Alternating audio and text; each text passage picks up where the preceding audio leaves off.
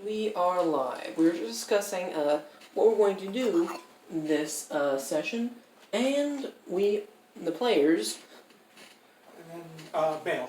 Have you gotten it? and the players are going to be heading to Avernus is to free Eltrell from its infernal bondage. Yep. Not that that sounds like a job for massive heroes instead of relative noobs, but hey, you work with what you got. Yeah, and besides, everyone else. Hey, Sylvira explains that though she can prepare the plane shift spell, there's no point as magical warspells and candlekeep prevent creatures from using such means to go to or from the library. So she explains that she doesn't know a way of getting you to the Nine Hells.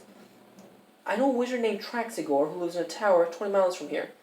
I've loaned him a spellbook or two, so he owes me a favor. I can have you delivered safely to his tower, and he can use a plane shift spell to take you straight to Eltrell. Even more importantly, Traxigor is looking after an old friend of mine, someone with a history of battling devils in the Nine Hells. I think you'll enjoy her company quite a bit. Her name is Lulu. Lulu. Okay.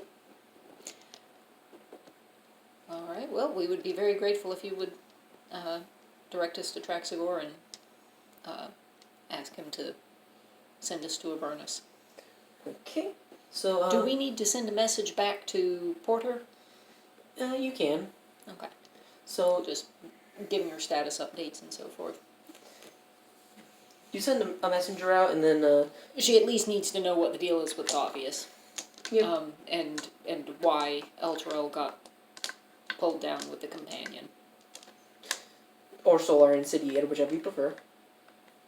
So, do you want to head out at once, or do you want to just... What do you want to do? I would assume we should make sure we are appropriately equipped. So, okay. Do we need to stock up on supplies at all before we leave?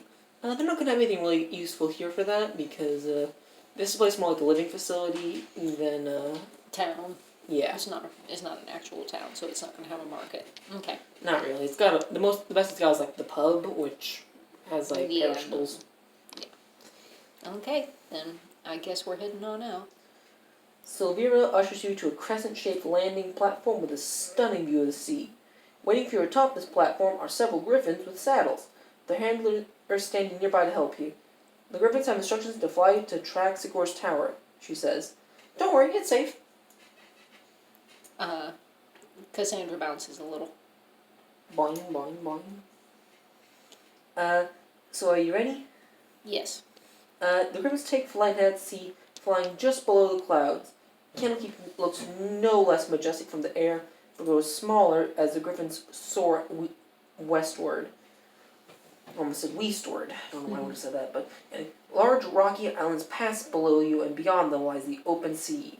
After a long journey, you see a windowless, doorless stone tower, which somehow floats in the sky ahead. The griffins pass through jagged holes riddling the tower's comical peak to land on the top floor below, which has a spiral staircase leading down. So, as you get off, they immediately flap away like... Cassandra waves and says, "Thank you!"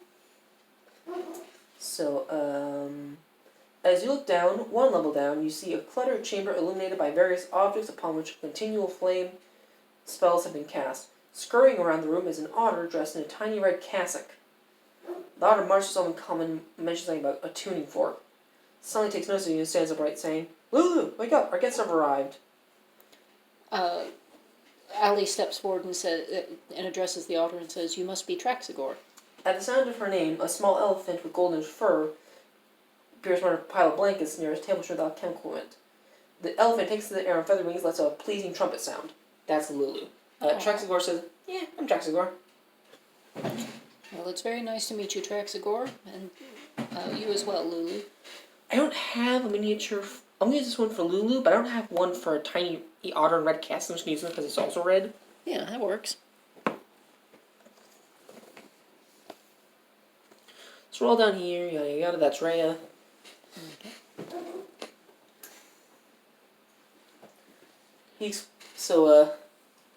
Traxigor explains that, yeah, there's a bit of a problem. And with the spell, they'll get you guys to Avernus. Okay. Well, Eltron, to be precise, in Avernus. I need a tuning fork to get you guys there. The one I have is lost. I could use your help finding it. Okay. Thank you. Alright. Do you remember where you last had it? I thought I had it right here, and nah. Alright. And when you use it, what do you normally do with it? Use taps on the floor, so perception checks. Okay. Yeah, no, we'll look. I was just trying to figure out if I could get a logical idea. Alright, perception, not investigation. Correct. Okay. Ooey. Tell me the totals. 11. Good.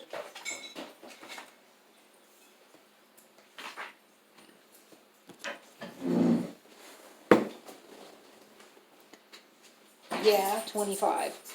And the other one?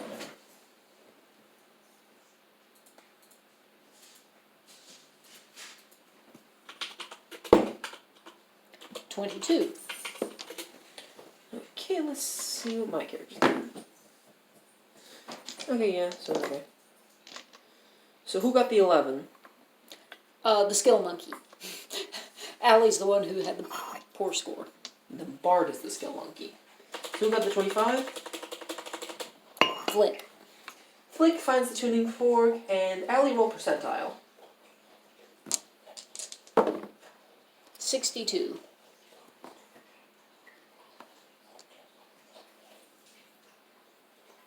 She finds the silver skull the size of a coin. She turns to Traxigor and says, "You have a very tiny silver skull here." Eh?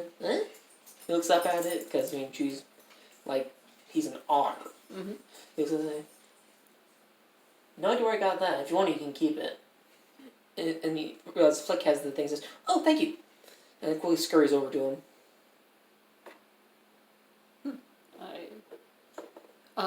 Allie steps over to Cassandra and says, "Is this dangerous in any way?" It's not. You can tell easily.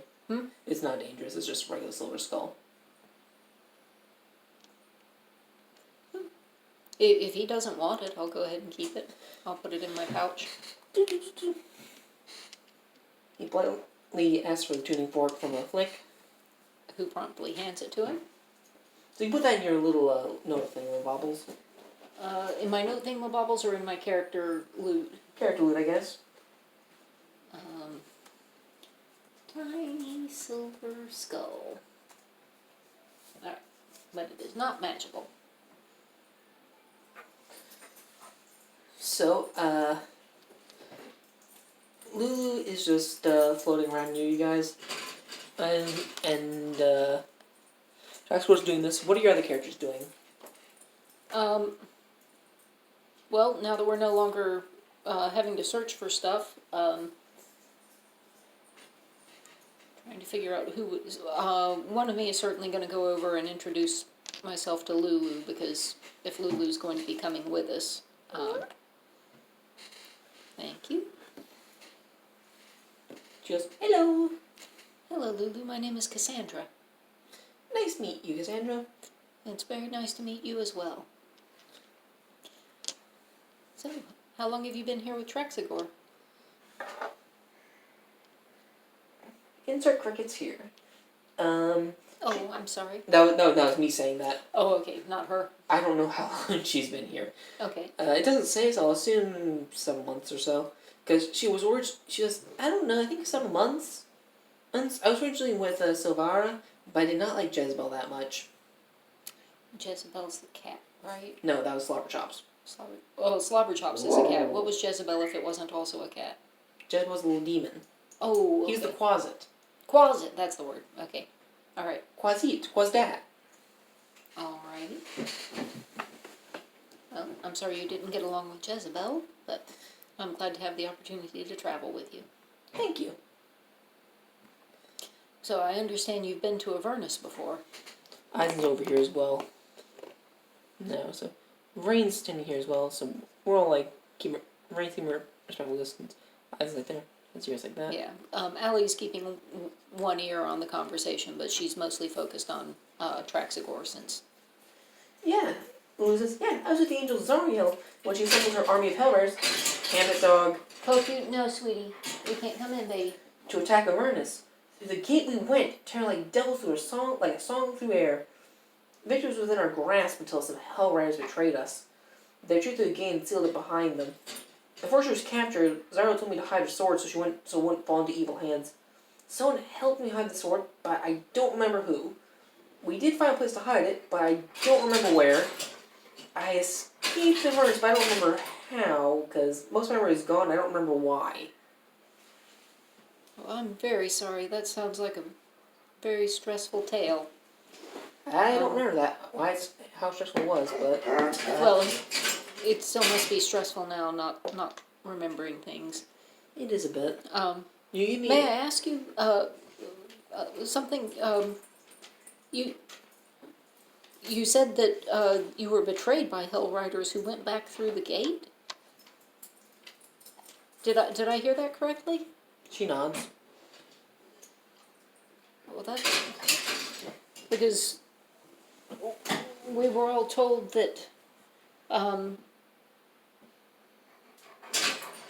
that Zariel and her troops were almost entirely destroyed, and a few Hellriders survived and escaped. Stop it, dog. Koki, you must stop, baby. Thank you, pup. You're not allowed in here right now. So she says, I don't know why I would have told you that. That's one of the few things I remember clearly. You don't give me a Arcana check or a religion check to figure out why her memory might be damaged. I would love to give you a religion check. Those of you who are familiar with the Nine Hells will have advantage, or anything of the arcane variety. So Cassandra. Yeah, I'll give her advantage on this. That would be 17. You think there's something in Avernus that might have caused her to lose her memory? Some sort of place down there. Something like the river Styx? Does your character think that?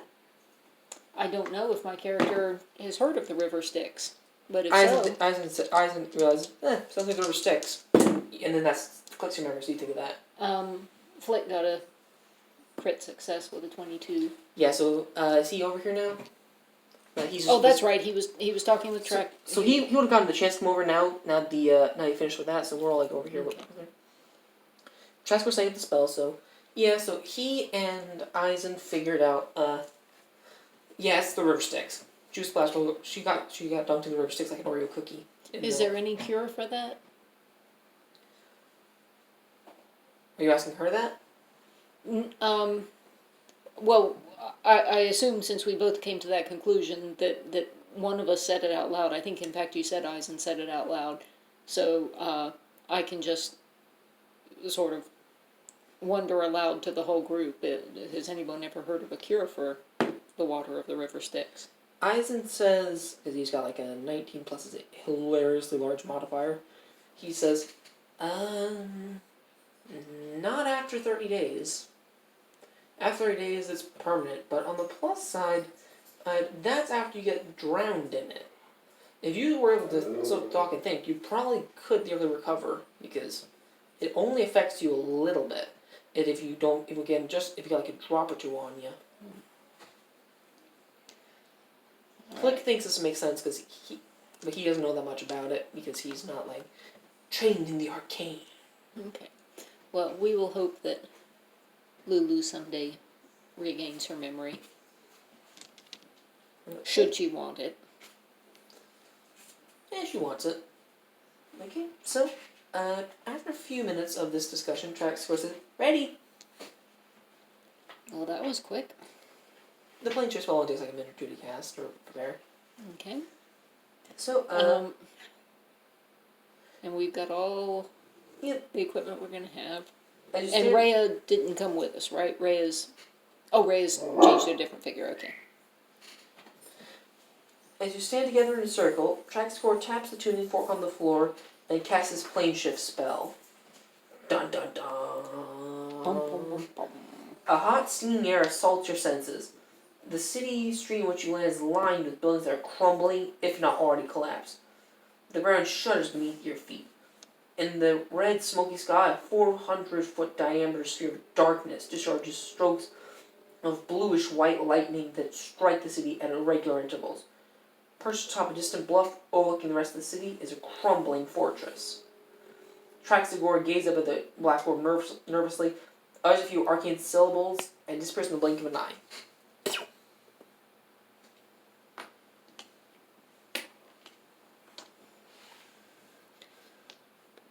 So do we have the vaguest idea where we're supposed to be going? Oh, we're gonna figure that out now. We didn't know what the city was gonna be like when we got here, so we need to figure that out as we go here. Okay. Lulu can now cast light, by the way. Lulu can now cast light. I believe I have a holy flint stat block somewhere around here, which I can give you if I find it. No, that's not Guitarist. Hydropuck and Tumble Drake. Or ones. My characters. I've been keeping his mask with most of this encounter because it's just like better safe than sorry.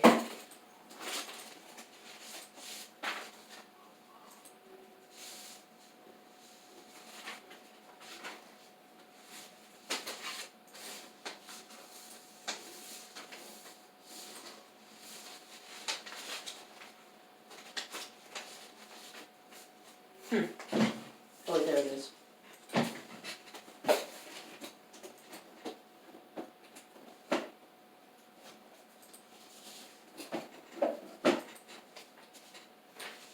Holly for the stat block if you want it.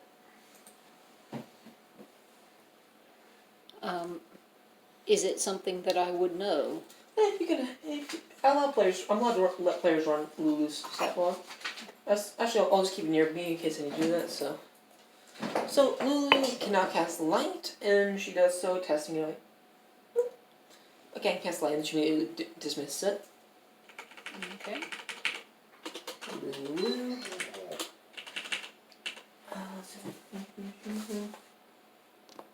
Let's see.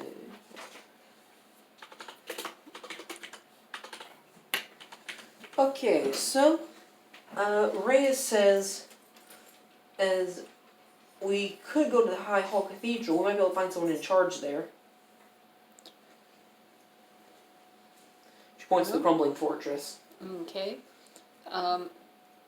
Lulu, do you know, remember any reason that might be a bad idea?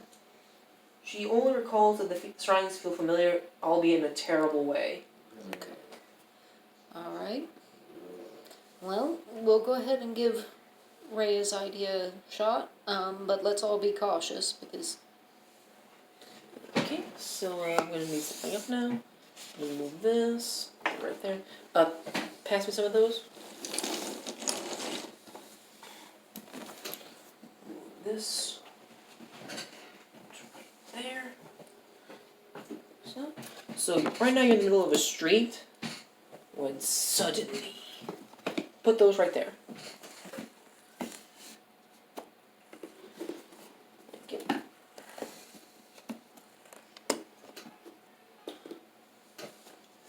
Around the corner cometh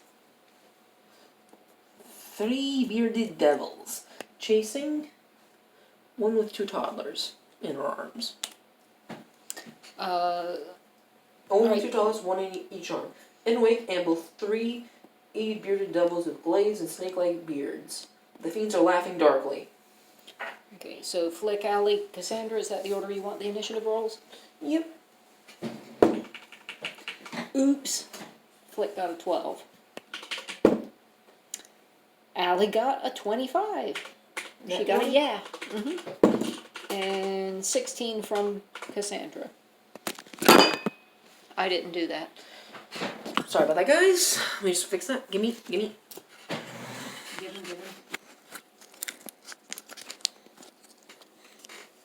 Pass me that. I don't know how that happened. This thing was perfectly tight in place. Sorry about that, guys. This is going to take a little while. Resecure that.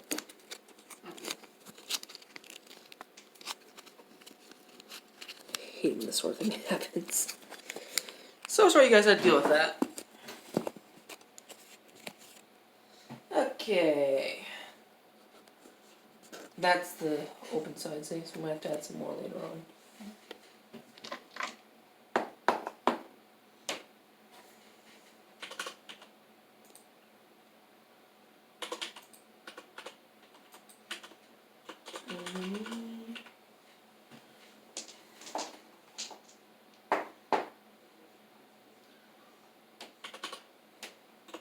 And we got a nat 22.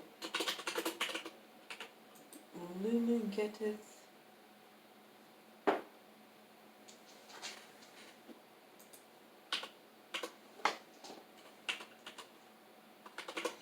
Okay, we're starting with Allie. Alrighty. Let's see.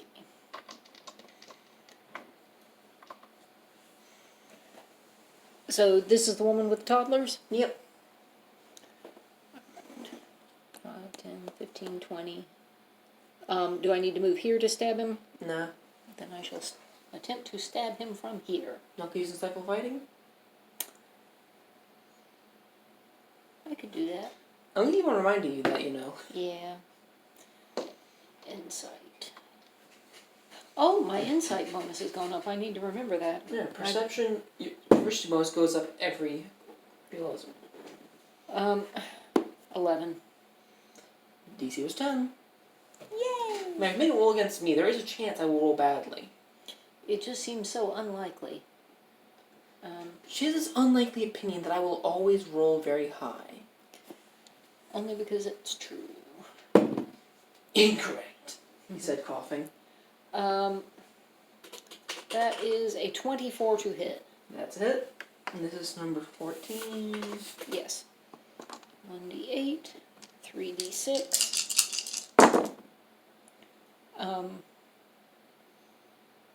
23 damage. Okay? You're like right in the arm, like right in the shoulder, like. Well, hopefully that will slow him down enough to let the mother and children get further away. No one's going to go like 5, 10, 15, 20, 25, 30. And then they are going to go for you now, try and flank you because they got a nat 20 as well. All of them? Yep. I'm going to try and take you guys down one by one. Like this? Yep. Commencing beard and glaive attacks, because apparently they can make attacks with their beards. Well, isn't that exciting? 23, 24, 22, 23, miss, that was 5, last but not least, well, that was 4. It was 4 hits and 1 miss, Okay, so this is your final one. And then the last one is 21. Okay. 5 hits. Let's see if I survive. Well, this is size 15.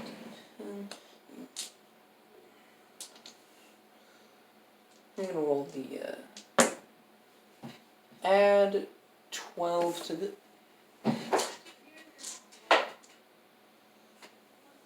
add 12 to this, and you stay out of this, you bloody computer. Okay. That is just the glaives. I'll add the next part in. Well, let me go ahead and get my Constitution saving throw out of the way. Or I guess I can wait until you put the rest of the damage in. Yeah.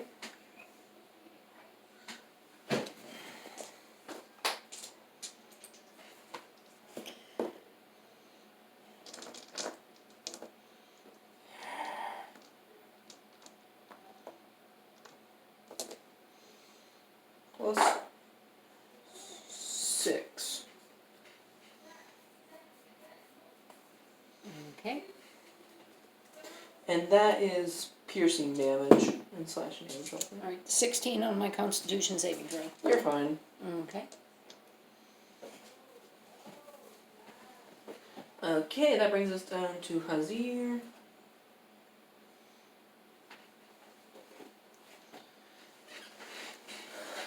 Try this over here. This is also my books. What I'm using. Okay, so Hazir goes 5, 10, 15, 20, 25, 30. Doesn't have advantage because you're flanked, so he doesn't get the advantage bonus. It's all attacks though.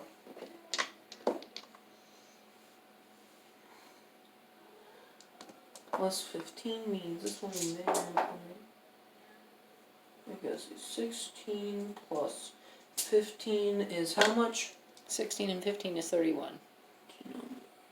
31 you said? Mm-hmm.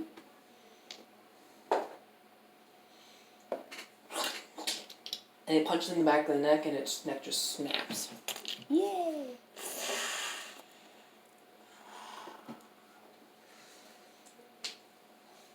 So it's a 30, 20, here's right here, so 5, 10, 15, 20, 25, 30, 35, 40.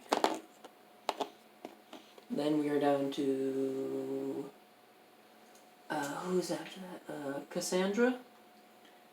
Okay.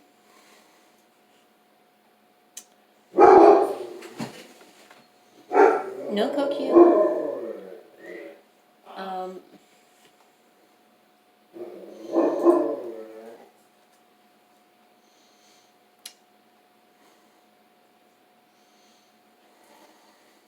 I need to make a melee spell attack. Which is that closer? 5, 10, 15, 20, 25. Alright, do I have advantage now? Yeah. Okay. Overflank. And what's my plus? Okay. It should have gone up too. Mm-hmm.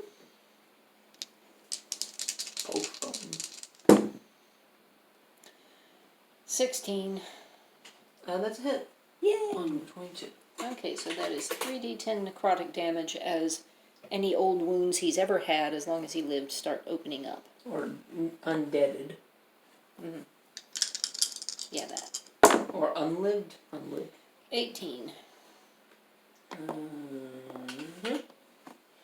Okay, a few, would you just...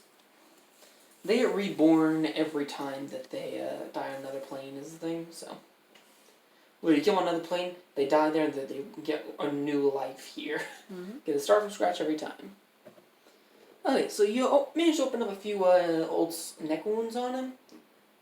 And chest scars, but that's about it. You do some pretty significant damage, but that's about it. Okay. Eisen. 5, 10, 15, 20, 25, 30. Ask not for who the bells toll, they toll for thee. That's a reference, right? Yes.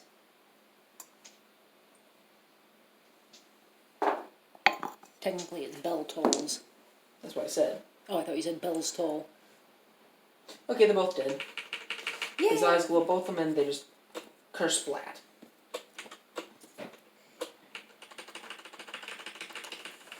Okay. Let's see. So we're no longer in combat time, yes? Correct. Alright.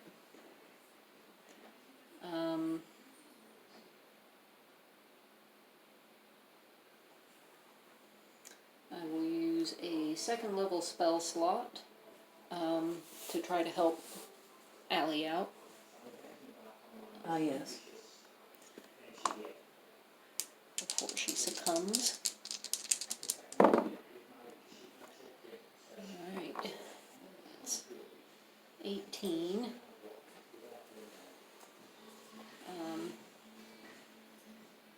Alright. Looks like I'm gonna need to do some more because I want to get her at least up to half health.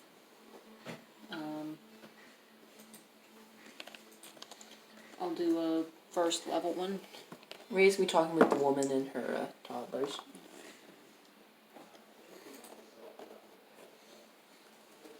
Alright, that gets me at 2/3. 2/3 will do. I thank her. Okay.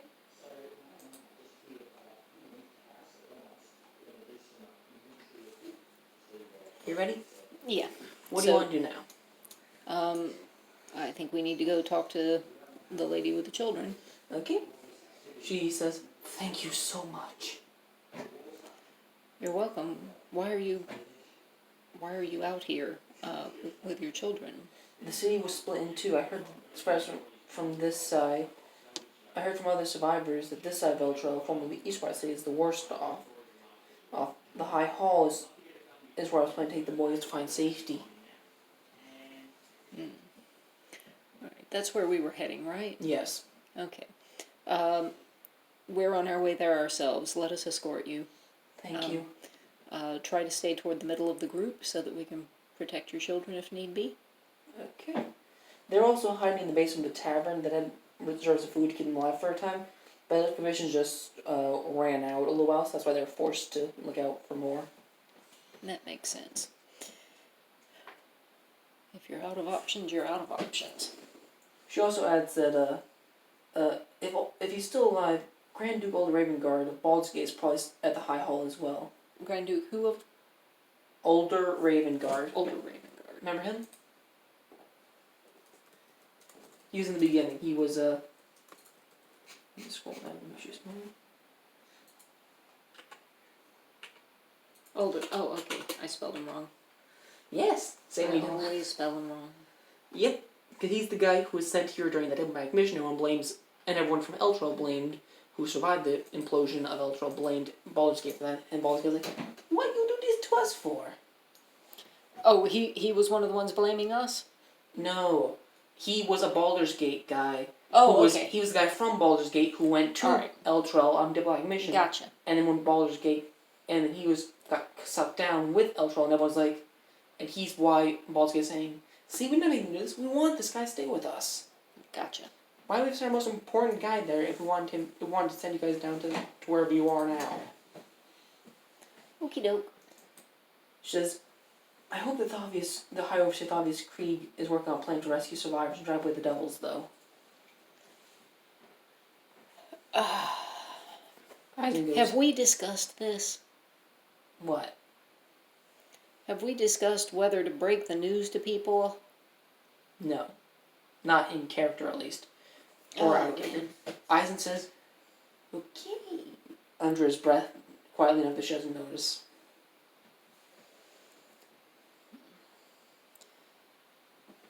Allie says in a low voice, "We're going to have to discuss this soon.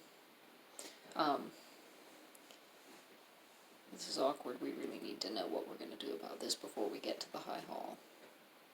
Yep. Roll a d20.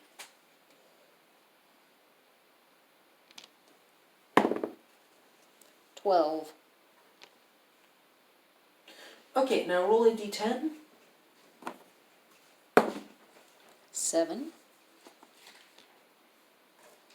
Oh, yay. Presumably the... Okay, so as we're heading down one of the streets, suddenly